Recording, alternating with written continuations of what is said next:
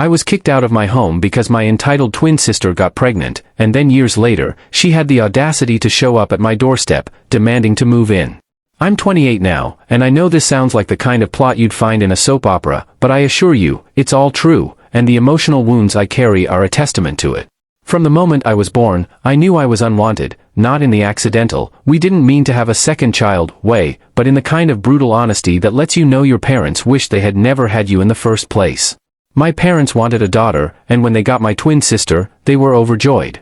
But I was the unwanted bonus, a boy they never asked for, and that fact haunted my entire childhood.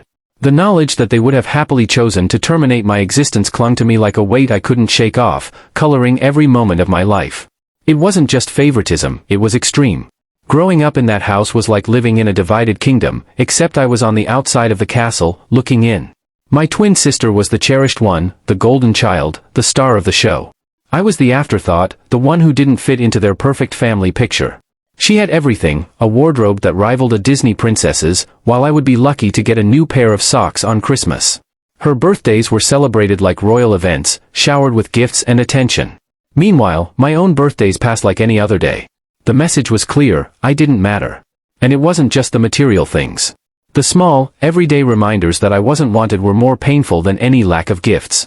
Her toys were untouchable, sacred artifacts I wasn't worthy of playing with.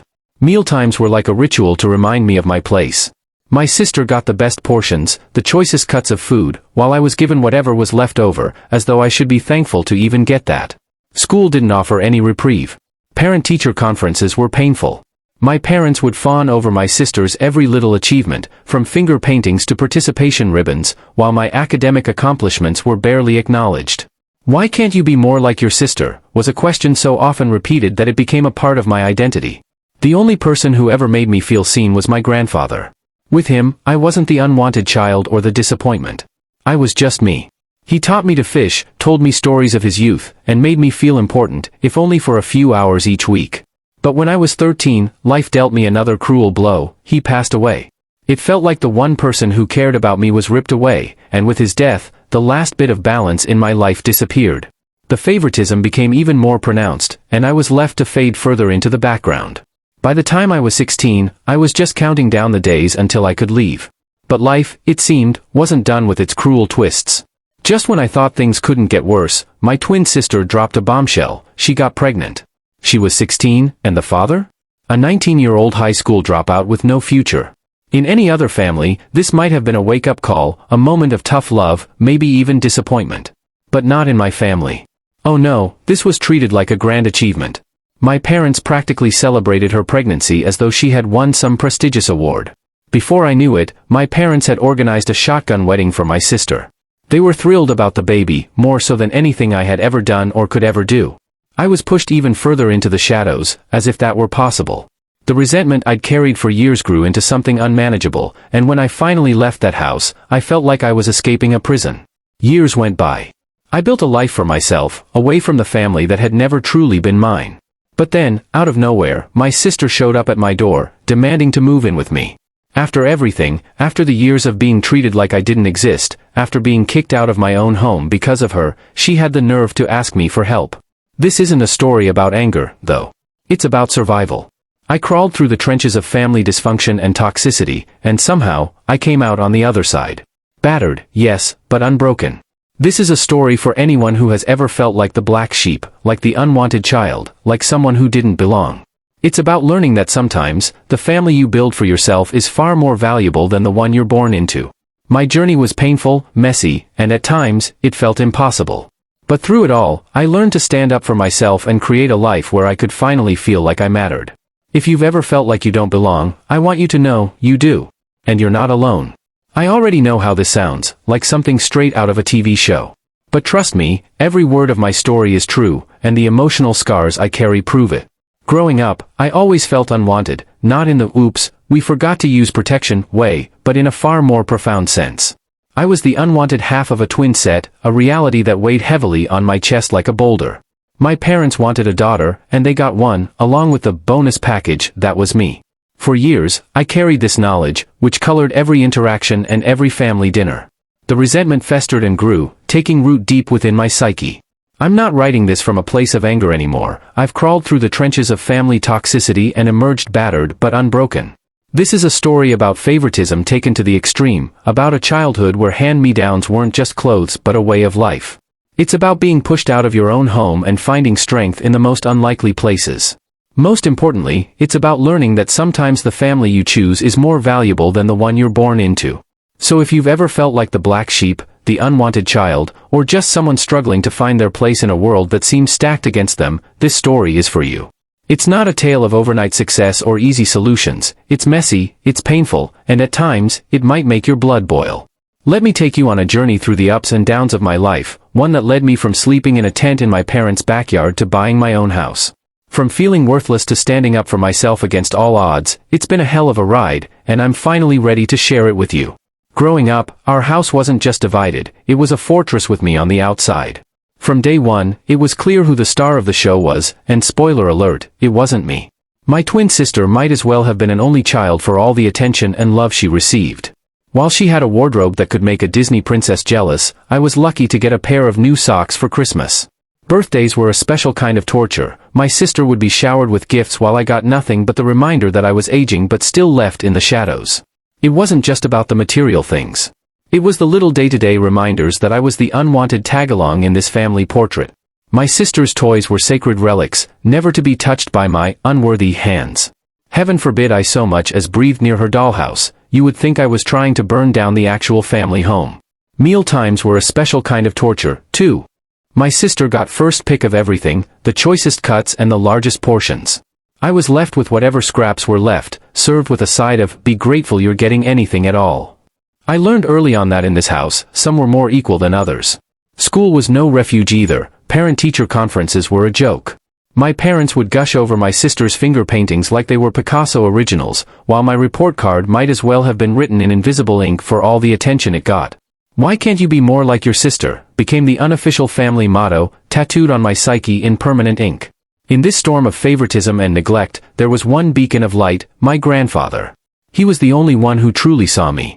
With him, I wasn't the unwanted twin or the family disappointment, I was just me. He taught me to fish, shared stories about his youth, and for a few precious hours each week, made me feel like I mattered. But life has a cruel way of taking away the good things, doesn't it? When I was 13, my grandfather passed away, snuffing out the only light in my dark world. With him went any semblance of balance in our lopsided family dynamic. After his death, the contrast became even starker. My sister's achievements were celebrated with parades, while my existence was tolerated at best. Family photos? I had a great collection of pictures of my elbow or the back of my head. I was the family ghost, present but never really seen or heard. Every day was a reminder that I was the spare, the backup, the just-in-case child. Resentment grew inside me like a weed, choking out any hope or self-esteem that tried to take root. I dreamed of the day I could leave, counting down the years, months, and weeks until I could escape this house that never felt like home. Just when I thought life couldn't get any more twisted, my sweet 16 rolled around with a bang, literally. While most kids were dreaming about driver's licenses and first cars, my dear twin sister decided to shake things up by getting knocked up. Yep, at 16, she managed to get pregnant by some 19-year-old high school dropout who probably couldn't spell condom if his life depended on it. In a normal family, this might have raised alarms, prompting a stern conversation about life choices and responsibilities. But in the bizarre world that was my family, my parents reacted to this bombshell as if my sister had just won the Nobel Prize. Cue the fireworks and roll out the red carpet. Before you could say, teen pregnancy, they had orchestrated a shotgun wedding that would make Las Vegas proud. And just like that, our family of 4 became a family of 5.5. My parents decided the newlyweds needed a proper place to start their family, right there in our already cramped house. Their solution was simple: I had to go. That's right, folks. In an instant, I went from being the unwanted child to a homeless teenager. My room, the one sanctuary I had, was handed over to my sister and her baby daddy, and my belongings were tossed into garbage bags, dumped in the backyard like yesterday's trash. I still remember the conversation, if you can call it that. My mother, with a smile that could curdle milk, told me, "Your sister needs the space now. You're old enough to find a place for yourself, aren't you?" Old enough?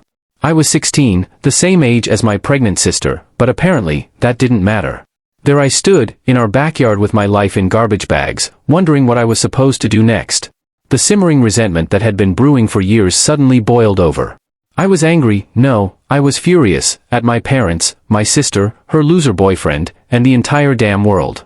With nowhere else to go, I did the only thing I could think of. I set up a tent in the backyard. Yeah, you heard that right. While my sister was getting her room redecorated for the baby, I was learning how to waterproof a tent. Talk about a crash course in adulting. Living in a tent in your own backyard is a special kind of humiliation. I could hear the family dinners through the walls of the house, smell the home-cooked meals I was no longer welcome to share. Winter was the worst. Have you ever tried to do homework by flashlight while wearing 3 layers of clothes because it's freezing outside?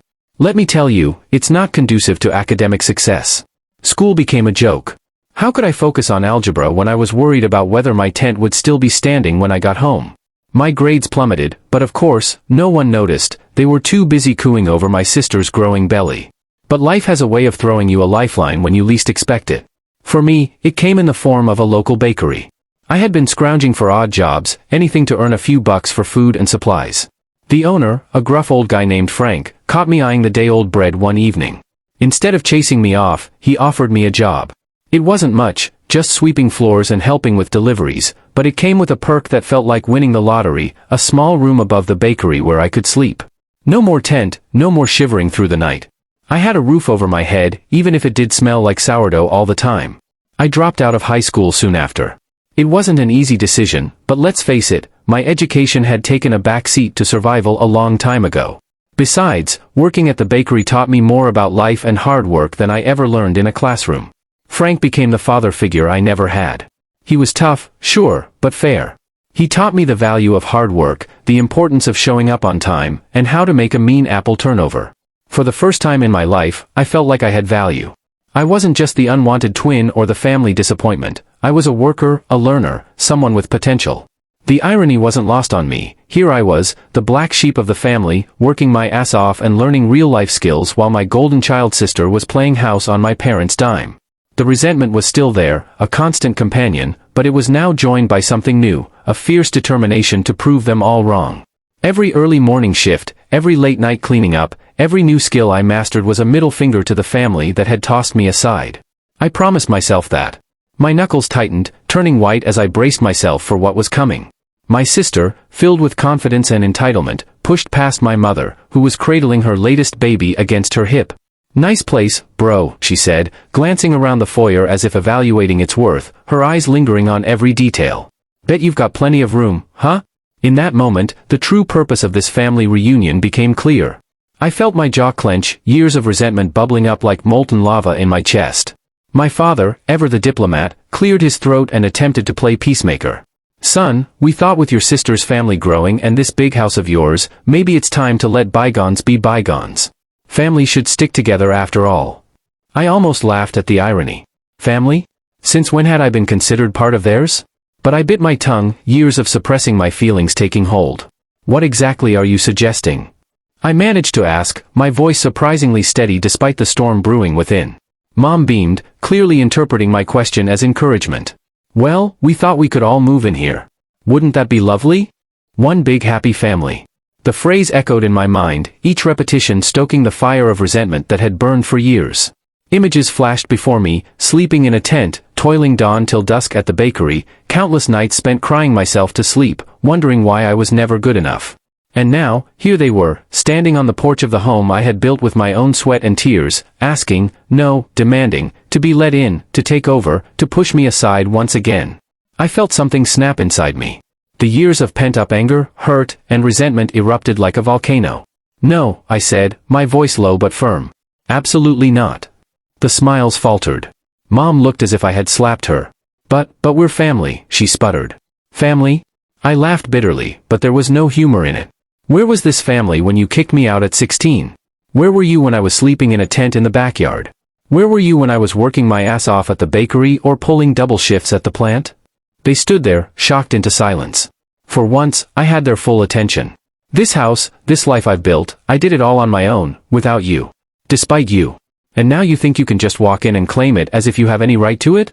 My sister stepped forward, her face twisted in that familiar pout that had always gotten her what she wanted. "Come on, don't be selfish. We need the space. You owe us." "I owe you." The words came out as a near growl. "I owe you nothing. Not a damn thing. You want space? Go find it somewhere else. This is my home, and you're not welcome here. Dad puffed up, his face reddening with anger. Now listen here, boy. No, you listen, I interrupted, my voice rising. I'm not a boy anymore. I'm a man who's done just fine without you, and I'll continue to do fine without you. Now get off my property before I call the cops. They stood there, gaping as if they couldn't believe what they were hearing. It was likely the thought of me refusing them had never crossed their minds, and you know what? It probably hadn't. Leave, I said, my voice quiet but filled with steel. Slowly, disbelievingly, they turned and walked away. I watched them go, my heart pounding, hands shaking as their car pulled away. I closed the door and leaned against it, sliding down to sit on the floor. I had done it, I had finally stood up to them. The relief was overwhelming, but so was the sadness. Not for losing them, I had lost them years ago. No, I was mourning the family I had never truly had, the support I had never known. You would think that after being told to leave in no uncertain terms, my family would have gotten the message. But if there's one thing I've learned, it's that toxic people don't give up easily. They're like weeds, you think you've gotten rid of them, but they always find a way to creep back in. About a week after the uninvited visit, I was just starting to relax, beginning to believe that maybe, just maybe, I had finally closed that chapter of my life. I should have known better. I woke up in the middle of the night to the sound of breaking glass. At first, I thought I was dreaming, some residual nightmare from my days of sleeping in a tent, perhaps. But then I heard voices, hushed but familiar. My sister's shrill whisper, her husband's low grumble. For a moment, I lay there frozen. This couldn't be happening. They couldn't be this crazy, this entitled. But as I heard footsteps creeping up the stairs, reality sank in. They were really doing this, they were breaking into my home. My heart raced, pounding so hard I could feel it in my throat. I grabbed my phone, ready to call the police, but something stopped me, some misguided sense of family loyalty, maybe. Or perhaps I just couldn't believe it had come to this. I stepped out into the hallway, and there they were, my sister, her husband, and two of their kids, loaded down with bags and suitcases. They froze when they saw me, like deer caught in headlights. What followed was a torrent of shouting accusations and threats. My sister, ever the victim, wailed about how I was leaving them homeless, how I was tearing the family apart. Her husband, emboldened by liquid courage, got in my face, telling me I had no right to keep them out. Years of pent-up rage and hurt boiled to the surface. I yelled back, telling them exactly what I thought of their entitlement, their audacity. The confrontation escalated, it got heated and then physical. During the scuffle, I got shoved hard and stumbled backward, my head connecting with the corner of a wall. Pain exploded behind my eyes, and I felt warm blood trickle down my neck. That was the last straw. Dazed and furious, I finally did what I should have done the moment I heard the glass break. I called the cops. What happened next felt like a scene from a bad TV drama. The police arrived, sirens blaring, lighting up the quiet suburban street. My sister and her husband immediately started spinning tales, claiming I had invited them, that I had attacked them. But they hadn't counted on one thing. My neighbor, Mrs. Harrington from next door, had seen the whole thing. She'd watched them break in, heard the shouting, and seen me stumble onto the front lawn, bleeding. Her testimony, along with the broken window and my injury, was all the police needed. I pressed charges. It wasn't an easy decision, but as I watched them being led away in handcuffs, I knew it was the right one. Enough was enough. It was time to set boundaries, not just with words, but with actions. I got a restraining order against my sister and her husband. It felt surreal taking legal action against my own family, but with each passing day, I felt a little lighter, a little freer. Just when I thought the dust had settled, just when I was starting to believe that maybe I could finally move on with my life, they struck again. This time, it was my parents. They showed up one Sunday afternoon, looking older and more haggard than I remembered. For a moment, I felt a pang of something, not quite sympathy, but an echo of the connection we once had, or perhaps should have had. But then they started talking, and any warm feelings evaporated. They had a whole sob story prepared, how they were getting old, how they couldn't support my sister and her family anymore, how they were struggling financially and needed a place to stay. It was manipulation, pure and simple. They hit all the classic guilt triggers: family obligation, respect for elders, the struggles of old age. They painted themselves as victims of circumstance, conveniently forgetting their role in creating the very situation they were complaining about. I listened more out of shock than anything else. The audacity was breathtaking. Here were the people who had kicked me out at 16, who had chosen my sister over me time and time again, asking for my help, demanding it, really, under the guise of family duty. As I stood there, listening to their practiced speech, something strange happened. I felt the old anger, the old hurt, but it was different now, distant, somehow, like looking at an old photograph of myself and barely recognizing the person in it. In that moment, I realized I pitied them, these sad, manipulative people who had never learned to take responsibility for their actions, who had burned every bridge and were now surprised to find themselves alone. But pity didn't mean I owed them anything. It didn't erase the years of neglect, the favoritism, the pain they had caused. And it certainly didn't mean I had to let them into my life or my home. So, I told them no, calmly, firmly, without anger or resentment. I explained that while I understood their situation, I wasn't responsible for solving it. I reminded them of our history, of the choices they had made. I made it.